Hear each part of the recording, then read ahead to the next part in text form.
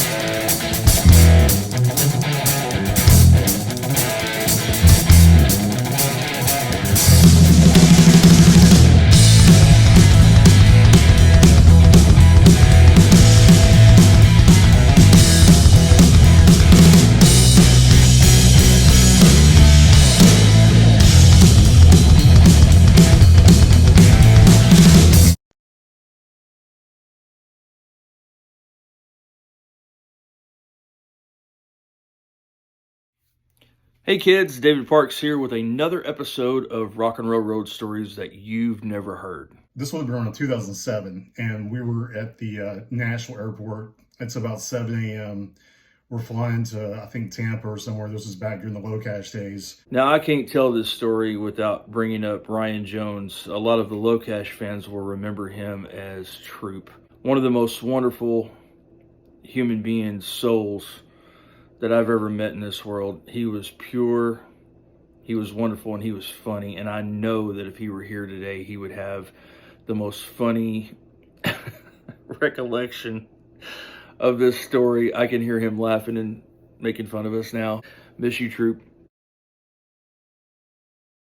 We're at the B&A airport on tour, of course, in Nashville. We're at the kiosk and we realize we don't have the right confirmation number. At some point in the middle of the night, our tour manager or management, somebody had dropped the ball and the confirmation numbers had been switched. This is really early in the morning, so we're not awake. We don't know what confirmation numbers are. We're talking in gibberish. And it's just Ryan and I at the kiosk, and there was a gentleman behind us was ready to go. And we kind of waved him on like, hey, we don't know what the hell we're doing. So I looked at this guy and I went, is that? No, that's not him. That guy looks a lot like, nah, it's not him. The gentleman walked past us, started checking in his flight, and right then Brent Irvin walked up behind me. So we're standing in line, and I happen to look over. There's a gentleman next to me, and I look over as he's typing his name in, and I'm just watching, and I see CETERA. And I noticed he was looking past me the entire time I was talking to him. Of course, Troop and I were like, hey, Brent, do you have the new confirmation number? And he was like, yeah, I got it right here. Let me, where's it at? Instead of coming out with the confirmation number, some bitch comes out with a damn magazine. I had it in my backpack. Holds it up and looks right past me and looks at the gentleman behind me and goes, is this you? Pull the magazine out. Hold it in front of Peter and go, is this you?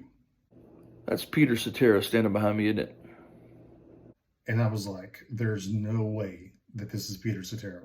The crazy part of the story is the night before, I had been out at Kroger or somewhere and had purchased the latest copy or issue of Bass Player magazine. And on the cover of that month's issue of Bass Player was Peter Cetera. And he looks at it and he goes, oh my God, where did you get this? Yeah, where did you get that? Brent's mouth was just open. His eyes were bug-eyed. He was, I can't believe this is happening. Peter evidently had not seen the magazine yet. But it was the first issue that Peter had seen of this magazine, and he wanted to look through it. He was like, I haven't seen this yet. And he was shocked to see it and kept, he said at least 3 or 4 times, where did you get that? Where did you get that? I bought it last night. He goes, I haven't seen this yet. So evidently, we were talking, he had done the interview, months before and basically kind of forgotten about it. Didn't know what cover picture they were going to use for for the cover of the magazine, and I don't think he even knew he was going to be on the cover. Not really sure about that. Brent, of course, asked him for some photos and an autograph, and Peter obliged. And sometimes when you meet your heroes, sometimes they're not so cool, but Peter was.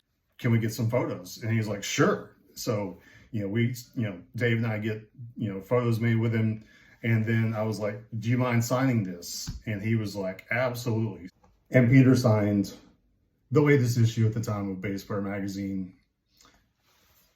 Pretty good handwriting, but so that's the amazing Peter Cetera story. I can't believe it happened. It was just, happened to buy this magazine the night before, literally the night before, and ran into him the next morning at 7 a.m. getting a boarding pass at the Nashville airport in the Southwest line. When you're on the road, you never know when you're going to meet somebody, if they're going to be cool or not. Sometimes they are, sometimes they're not. But this is one of the times that they were. They were really awesome. And what a great memory for us. And a crazy memory because of the magazine.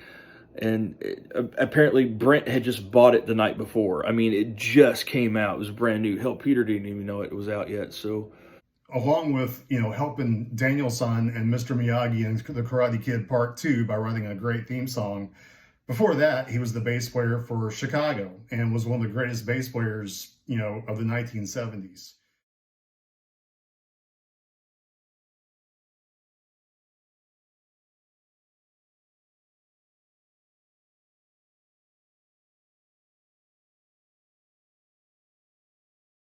anyway, for all you drum geeks, because I know you're going to message me.